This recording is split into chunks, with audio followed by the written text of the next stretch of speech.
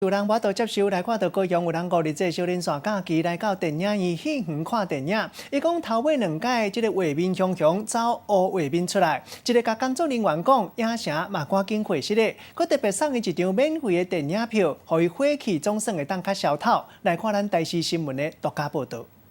精彩预告到达5月10日的特辑，这是系列电影的上尾出。 有真侪人趁5日节连假来看电影，不过这场电影所出现乌画面，让民众感觉真有形。时间点刚好卡在电影情节，就是好像黑画面很合理的时候，结果没想到后来就接二连三又一直发生突然黑画面的事情，大概2、3次吧。 当时，这个民众伫高雄这间电影院买下晡2点20的场次，想袂到电影到做1点钟了后，就出现乌画面，时间刷咧有5、6秒遐久。当时民众佫叫是讲是剧情的效果，想袂到15分钟了后，乌画面佫再出现，民众挡袂牢，走去找这个工作人员来反映。上尾伫个电影散场了后，影城来回室内，佫陪民众互因看免钱的电影，差不多有100多人受到影响。 电影就是结束要离场的时候，他们也没有就是跟影城的人宣告说有任何退票或赔偿的行为。那我们相信已经有去影响到顾客的观影了，